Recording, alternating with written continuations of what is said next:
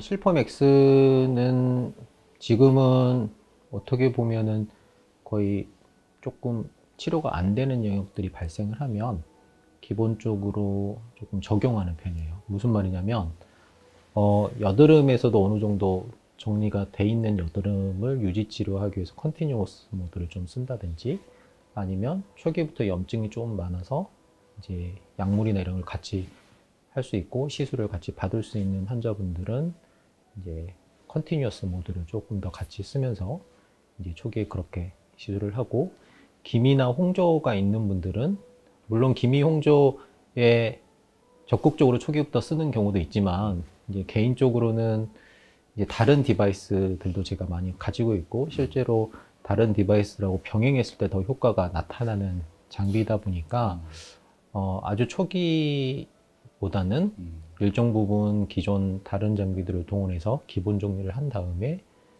플러스 알파를 극복해야 되는 영역들이 발생하면 그때 조금 적극적으로 같이 쓰고 있습니다. 실펌 X의 기미 치료가 적합하지 않느냐, 홍조에 적합하냐, 적합하지 않느냐에 논란거리는 각 선생님들마다 있으실 거라고 생각을 해요. 있으실 거라고 생각을 하는데, 어찌됐든 이 스토리를 조금 알 필요가 있을 것 같아요.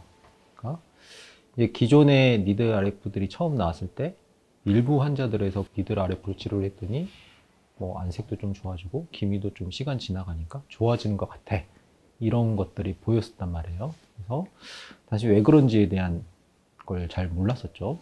그리고 실펌 X가 나오면서 갑자기 좋아지는데 어떤 의미냐면, 우리가 기존의 리프팅, 모공 치료, 뭐 흉터 치료 이렇게 쓸 때는 아주 하이 에너지들, 그런 조직을 어느 정도 손상을 줘서 치료하는 영역의 개념이었다고 하면, 이제 실펌에서부터는 일정 펄스 듀레이션 이상에서는 조직이 이렇게 손상이 되고 그 이하의 에너지에서는 손상이 안 되는 그런 값들이 이제 어느 정도 나왔던 거죠. 그래서 그 낮은 값들의 이펙트에 대한 것들이 제2사에서 이제 어떻게 보면 증명이 됐던 거고, 그 증명이 되면서 이제 기미에 적극적으로 쓰는 계기가 됐는데, 어떻게 이제 그 영역을 어떤 개념에서 어떻게 쓸 건지는 아직도 의사 선생님들의 몫인 것 같아요.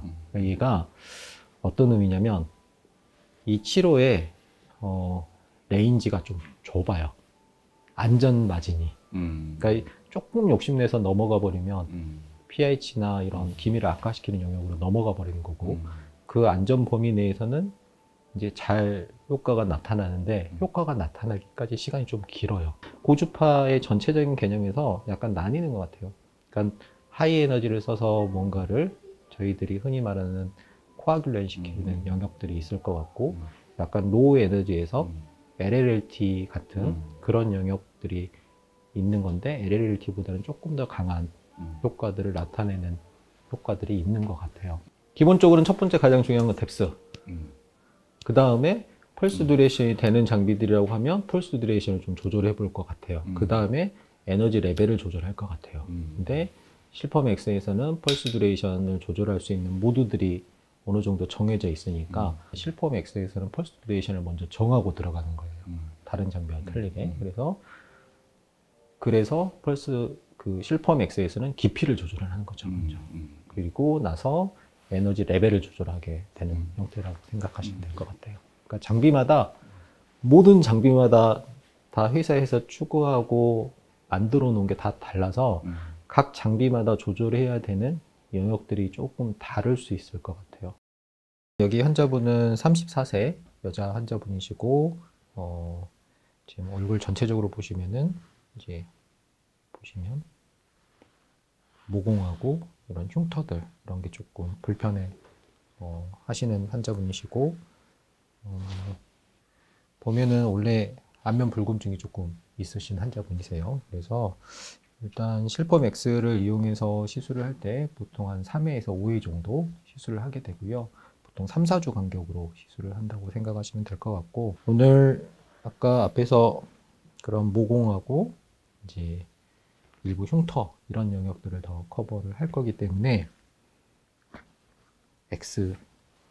XA팁이죠. XA팁을 이용해서 시술을 하도록 하겠습니다.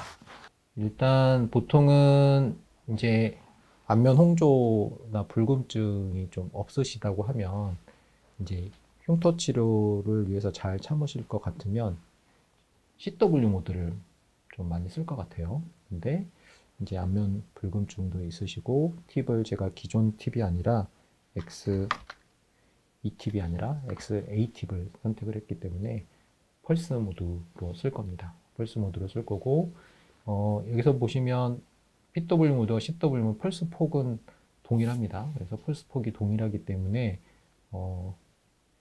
PW2에 놓고 에너지 레벨들을 조금 조절하는 형태로 그렇게 시술을 하겠습니다. PW2에서 레벨은 한 5 정도로 놓고요. 딥스는 1mm 정도 이렇게 놓고 시술을 하도록 하겠습니다. 어떠세요? 괜찮으세요? 여기 실펌 X의 또 다른 팁의 특징 중에 하나가 이렇게 시술하면은 이렇게 네모난 마크 자국들이 생깁니다. 그래서 이 간격들을 일정하게 이렇게 하면 확인하면서 균일하게 정교하게 시술할 수 있는 장점들을 또 지니고 있습니다.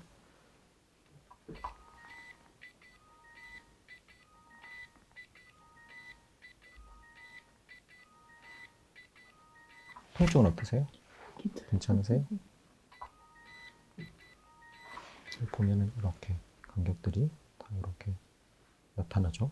간격들을 확인해 가면서 시술하시면 이제 균일하게 시술할 수 있는 굉장한 장점이 있습니다. 시술은 굉장히 단순합니다. 이렇게 정해진 것 그대로 쭉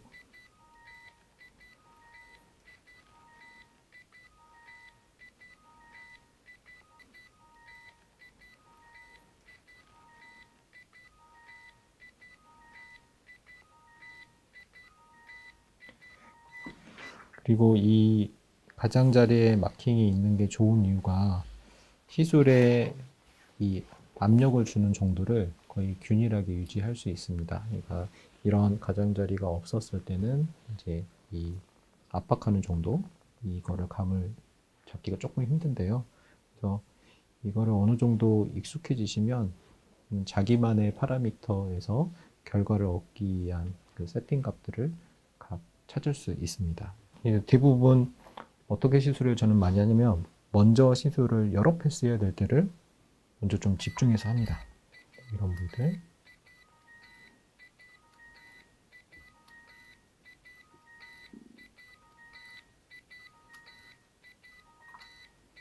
팁을 XA 팁을 선택하게 되면 실제로 눈꺼풀 라인들이나 눈밑 라인들까지는 부담 없이 시술을 가능하고요. 그래서 이 작은 영역들은 얘로 이렇게 시술을 하고 실제 이분의 얼굴을 보면은 이 처짐이 꽤 있어요. 이런 처짐이 있는 분들은 실제 더 이제 만족도를 높이기 위해서는 이 두피 안쪽을 시술해 주는 게 좋습니다. 근데 여기에 실펌 X의 또 다른 특징 중에 하나가 이 과거에 두피 쪽에 파라미터가 있습니다.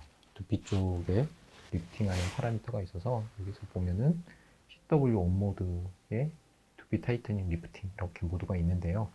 이 모드를 이용해서 이제 시술을 하게 되는데 XB49 팁을 이용해서 이제 이 라인을 보시면 이렇게 당겨 보시면 이렇게 루스닝이 있는 환자들이 꽤 있습니다. 이런 환자분들은 이쪽 헤어라인 쪽을 좀 이렇게 시술을 같이 병행해 주시면 더욱더 완성도 높은 시술이 가능합니다.